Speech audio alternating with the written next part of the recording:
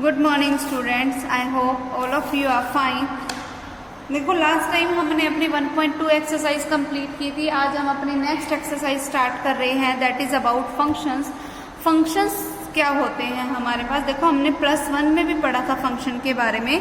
Function में हमारे पास होगा क्या, जैसे पिछले वालों में अपन ने ऑर्डर्ड पेयर बनाए थे ना, पिछली 2 एक्सरसाइज जो हमने की थी कि कोई एक एलिमेंट दूसरे एलिमेंट से रिलेट कैसे करता था।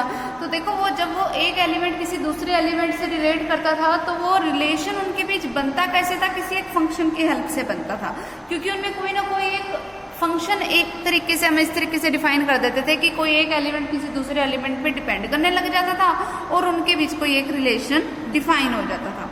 ठीक है, अब हमें करना क्या है, उसी फंक्शंस के बारे में डिटेल स्टडी करनी है कि कोई एक एक्स टाइप का एलिमेंट किसी एक वाई टाइप के एलिमेंट से किस तरीके से रिलेट कर रहा होगा और किस तरीके से उनका फंक्शन बन रहा होगा। ठीक है, अब जब भी कोई एक एलिमेंट किसी दूसरे एलिमेंट से रिलेट करेगा, कोई फंक्शन की हेल्प लेंगे, तो उसमें हमारे पास कई चीज़ें आएंगी। वो मैं तुम्हें, वैसे तो हमने +1 में भी उसके बारे में पढ़ा था, फिर भी मैं अब तुम्हें एक बार थोड़ा सा रिवाइज करवा दूँ। इसमें हम पढ़ेंगे डोमेन के बारे में। तो डोमेन क्या होती है? जो हमारी एक्स की वैल्यूज जो हम पुट करते हैं उसे हम क्या बोलते हैं? डोमेन। फिर रेंज क्या होती है कि एक्स की वैल्यूज को फंक्शन में पुट करने के बाद जो हमारे पास वाई की वैल्यूज आती हैं उसे हम क्या बोलते हैं? रेंज बोलते हैं। और जो सेट में वाई की वैल्यू जो हमें गिवन होती है, जितनी भी वाई की वैल्यूज हमें गिवन होती हैं, ठीक है, उसे हम क्या बोलते हैं? Code main. तो कोड मेन और रेंज में बेसिक डिफरेंस एक तो पता होना बहुत जरूरी है कि जो वाई की जितनी भी वैल्यूज गिवन है वो तो सारी की सारी आ जाती है कोड मेन में, और वो वैल्यूज जो फंक्शन में पुट करने पर हमें मिलती है, कुछ लिमिटेड वैल्यूज जो हमें फंक्शन में पुट करने पर मिलती है, उसे हम क्या बोलते हैं? रेंज। फिर इसमें हमारे पास आएगा इमेज और प्री इमेज के बारे में।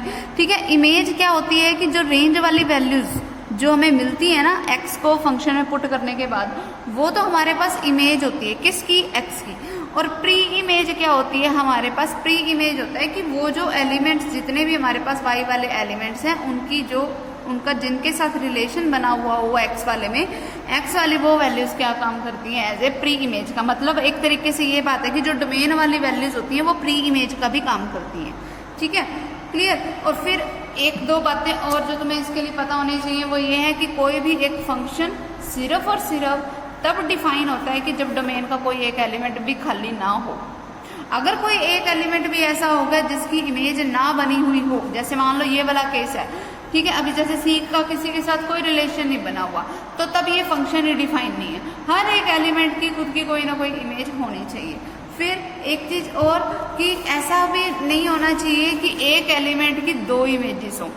हर एक एलिमेंट की खुद की सिर्फ और सिर्फ एक ही यूनिक इमेज ही एग्जिस्ट करनी चाहिए, एक्स्ट्रा नहीं होनी चाहिए। ठीक है, ऐसा पॉसिबल हो सकता है कि मैंने x की कोई 2 अलग अलग वैल्यूज पुट की और हमारे पास एक ही रिजल्ट आ गया, वो चीज़ पॉसिबल है, वो कोई दिक्कत नहीं है। पर एक एलिमेंट की 2 इमेजेस नहीं होनी चाहिए। ओके, ऐसा नहीं होना चाहिए कि b जो है वो 3 के साथ भी रिलेट कर जाए या 4 के साथ भी कर जाए। हम ये चीज़ ले सकते हैं कि a का रिजल्ट भी 3 आ गया और b का रिजल्ट भी 3 आ गया, ये चीज़ पॉसिबल हो सकती है। ओके, ये बेसिक चीज़ें थी। अब इसमें x क्या होता है? हमेशा इंडिपेंडेंट वेरिएबल होता है और y क्या होता है? हमेशा एक डिपेंडेंट वेरिएबल होता है। ठीक है, x इंडिपेंडेंट वेरिएबल क्यों? क्योंकि हम x को तो हम डायरेक्ट पुट कर रहे हैं, और y डिपेंडेंट क्यों? क्योंकि जब हमने x उसमें पुट कर दिया तभी हमें y की वैल्यूज मिलती हैं, तभी हमें रिजल्ट मिलता है। तो y क्या होता है? हमेशा हमारा डिपेंडेंट वेरिएबल। वेरिएबल क्यों बोला? क्योंकि हम x की वैल्यूज को बार बार चेंज करते जा रहे हैं, तो उसकी वजह से y की वैल्यूज भी बार बार चेंज हो रही है। वेरिएबल का तो नाम से ही मतलब हमें समझ आता है, वेरी प्लस एबल। वेरी का मतलब चेंज होना, एबल मीन्स योग्य, मतलब जो बार बार चेंज होने योग्य वैल्यूज हो वो होते हैं वेरिएबल। ठीक है, क्लियर। अब उसमें हमारे पास आता क्या है? Algebra of real functions.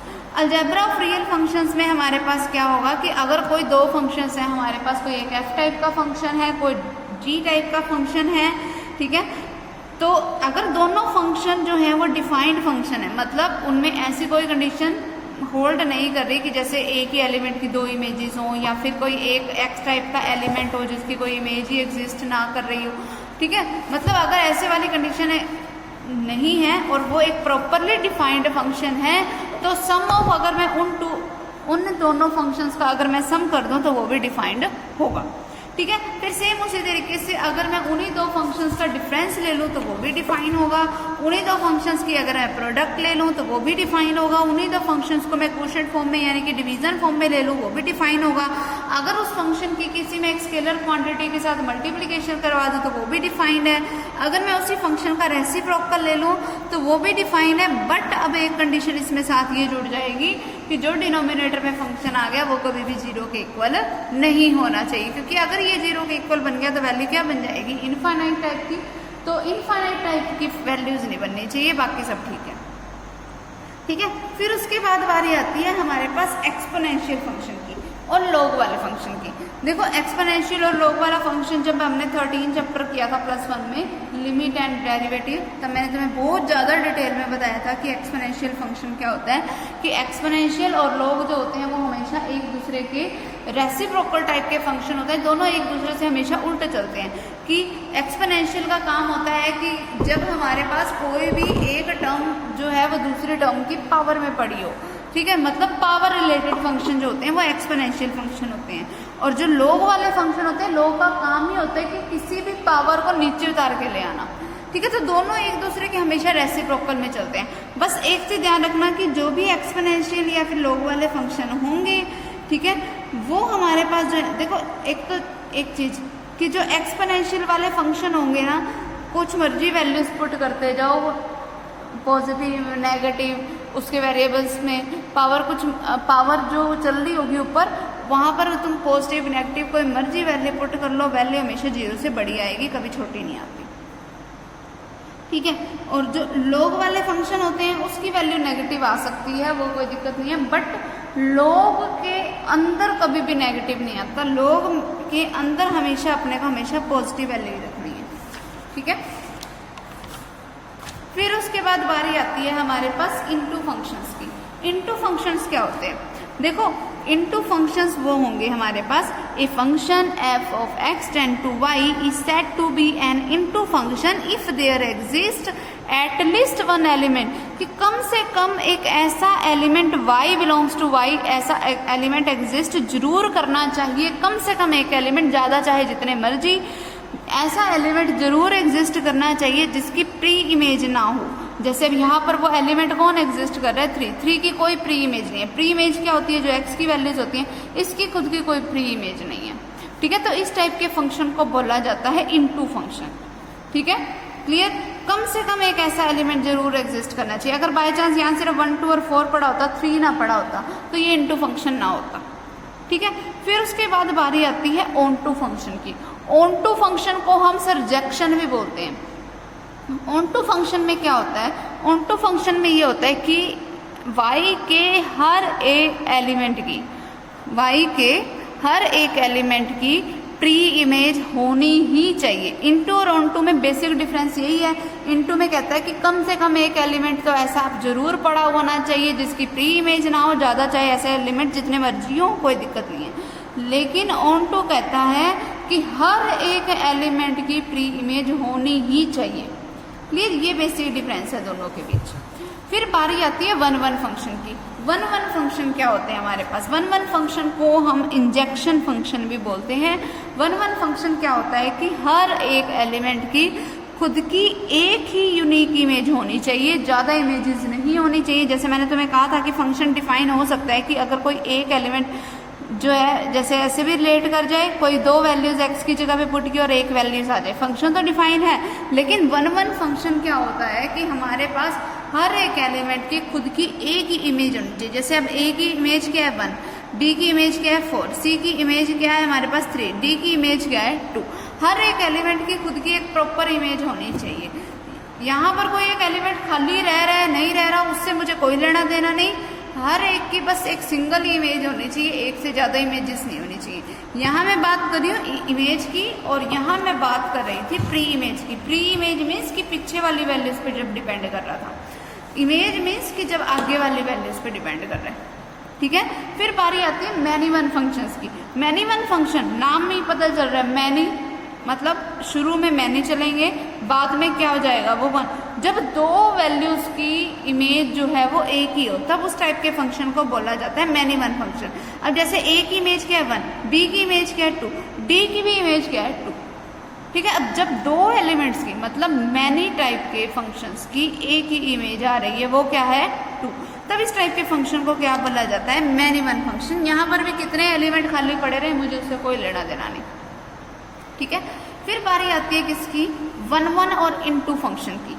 1 1 और इनटू फंक्शन क्या होते हैं, देखो 1 1 मीन्स हर एक की एक इमेज होनी चाहिए, इनटू मीन्स कि कम से कम y का एक एलिमेंट तो खाली रहना ही चाहिए, ठीक है। अब देखो a की इमेज है 1, b की इमेज है 2, c की इमेज है 3, सबकी एक एक की इमेज है और कम से कम एक एलिमेंट खाली रहना चाहिए। इनटू की डेफिनेशन यही कहती है, तो वो मैंने एक एलिमेंट खाली भी रख दिया 4, तब इस टाइप के फंक्शन को क्या बोला जाता है 1 1 और इनटू फंक्शन। फिर आगे बारी आती है 1 1 और ऑन टू फंक्शन की। 1 1 और ऑन टू फंक्शन क्या होते हैं कि हर एक एलिमेंट की खुद की एक ही इमेज होनी चाहिए। ऑन टू क्या होता है हमारे पास कि कोई भी एक एलिमेंट ऐसा ना हो यहाँ पर जिसकी प्री इमेज ना हो। तो देख लो हर एक एलिमेंट की सबकी प्री इमेज है, कोई एक एलिमेंट ऐसा नहीं है जिसकी प्री इमेज भी एग्जिस्ट नहीं करती, सबकी प्री इमेजेस बनी हुई है, ठीक है। तो ये क्या है मेरे पास 1 1 और ऑन टू फंक्शन। इस टाइप के फंक्शन को जो फंक्शन 1 1 भी हो और ऑन टू भी हो तो उस टाइप के फंक्शन को हम बाइजेक्शन फंक्शन बोलते हैं, ठीक है। इंजेक्शन कौन सा था जो सिर्फ 1 1 हो, बाइजेक्शन कौन सा है जो 1 1 भी हो और ऑन टू भी हो, सरजेक्शन कौन सा था जो सिर्फ और सिर्फ ऑन टू हो, ठीक है, क्लियर। तो कई बार ना वो जान करके कंफ्यूज करने के लिए 1 1 many one into onto ये सब कुछ देने की बजाय वो जान करके नाम यूज कर देते हैं कि सरजेक्शन फंक्शन के बारे में बताओ, इंजेक्शन फंक्शन के बारे में बताओ या बाइजेक्शन फंक्शन के बारे में बताओ। तो तुम्हें ये पता होना चाहिए कि सरजेक्शन का मतलब होता क्या है ऑन टू, ठीक है। फिर 1 1 और इंजेक्शन दोनों एक ही बात होती है। फिर बाइजेक्शन मीन्स क्या होता है 1 1 और ऑन टू, क्लियर। फिर उसके बाद बारी आती है हमारे पास मैनी वन और इनटू टाइप की। मैनी वन और इनटू, देखो मैनी वन मतलब दो की एक इमेज हो सकती है, इनटू का मतलब क्या होता है, इनटू की डेफिनेशन कहती है कि कम से कम एक एलिमेंट तो ऐसा जरूर एग्जिस्ट करना चाहिए जिसकी प्री इमेज ना हो। अब दोनों कंडीशंस को इकट्ठा मिला देते हैं हम। देखो ए की इमेज 1 है, बी की इमेज भी 1 है, तो मैनी वन वाली कंडीशन भी आ गई बीच में। अब देखो यहाँ पर हमने एक एलिमेंट खाली छोड़ दिया जिसकी प्री इमेज नहीं है, 4 ऐसा एलिमेंट है, ठीक है। तो ये कैसा फंक्शन हो गया मेरे पास मैनी वन और इनटू टाइप का। फिर आगे बात आती है हमारे पास मैनी वन और ऑन टू टाइप के फंक्शन की। देखो मैनी वन वाली कंडीशन लेके आओ पहले कि दो एलिमेंट्स की एक ही इमेज होनी चाहिए। फिर अब ऑन टू वाले पे आओ।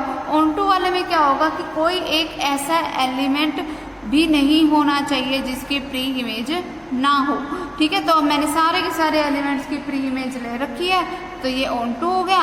और मैनी वन तो है ही, देखो बी की भी इमेज 2 है, सी की भी इमेज 2 है, क्लियर। तो ये कैसा फंक्शन हो गया मेरे पास many one and onto type का फंक्शन, क्लियर। तो ये हमारे पास बेसिक डेफिनेशंस थी। अब हम इनकी एक्सरसाइज के सम स्टार्ट करते हैं। क्या है वो सम,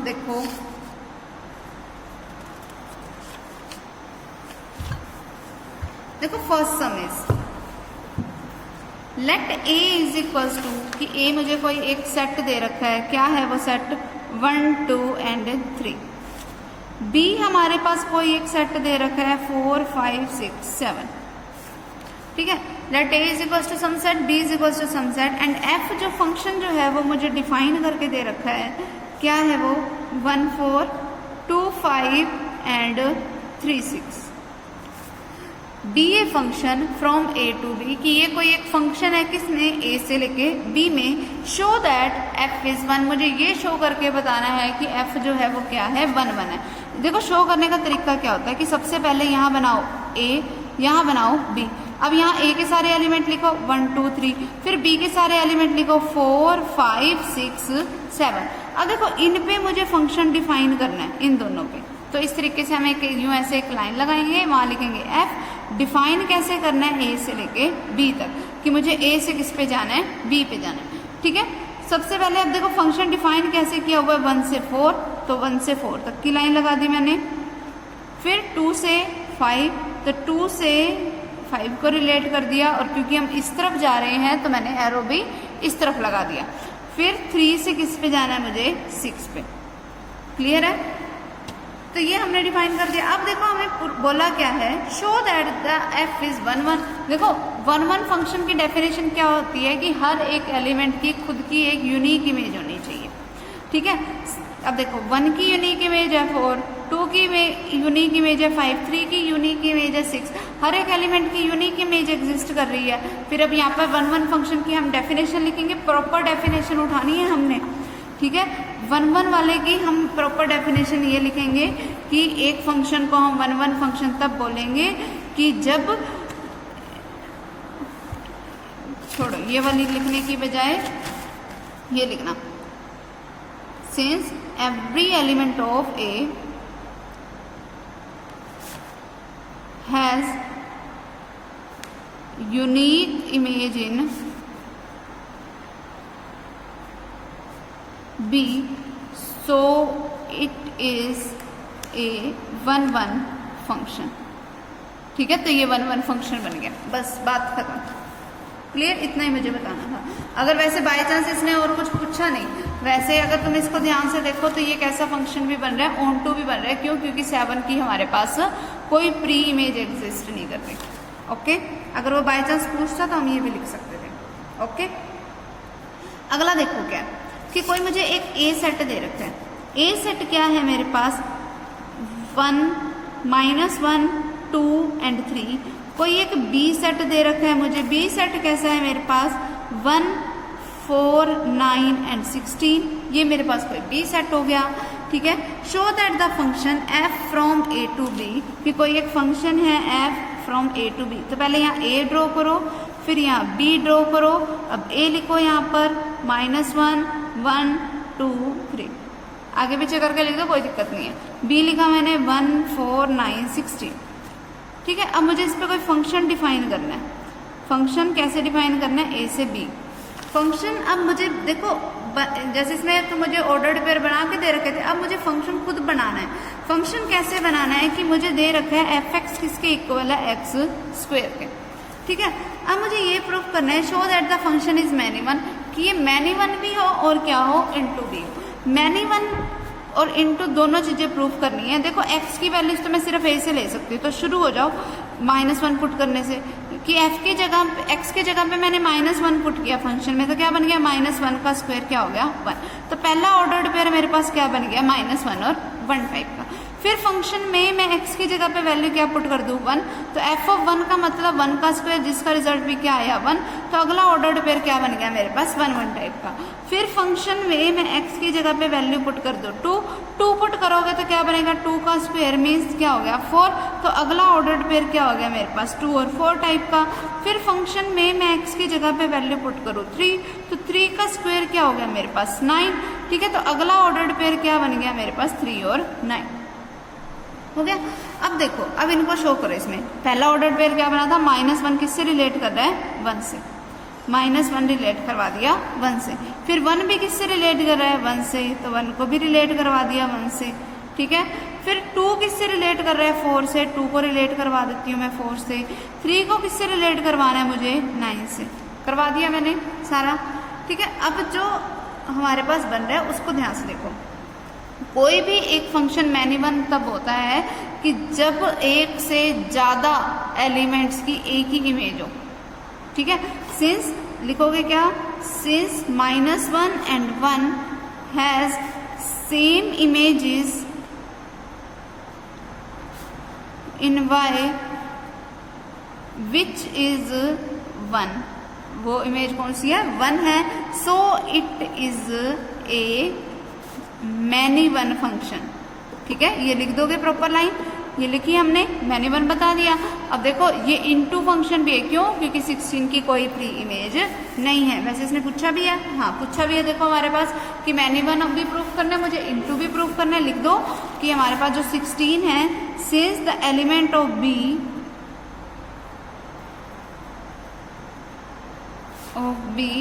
विच इज, कौन सा एलिमेंट ले रही हूँ मैं, 16, has no pre-images in A, no pre-images in A, so it is a into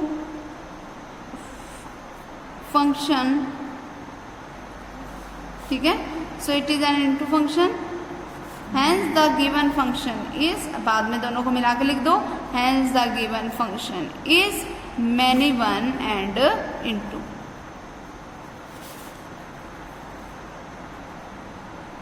clear, ये हमारा रिजल्ट हो गया। ठीक है, इस तरीके से हमें इन सम्स को करना है। ठीक है, कर लोगे ना। अब देखो अब अगला तो हमारे पास थोड़ा लेंथी हो जाएगा। चलो आज के लिए इतना बहुत है। ठीक है, 2 सम तो मैंने तुम्हें करवा दिए, थर्ड छोड़ देना एक बारी, थर्ड में तुम्हें खुद करवाऊंगी, फोर्थ खुद ट्राई करना, फिफ्थ खुद ट्राई करना। ठीक है, फोर्थ फिफ्थ खुद ट्राई करना, थर्ड में तुम्हें करवा दूंगी। बस आज के लिए इतना बहुत है, बाकी के सम जो होंगे वो हम अपने नेक्स्ट टाइम करेंगे। ओके।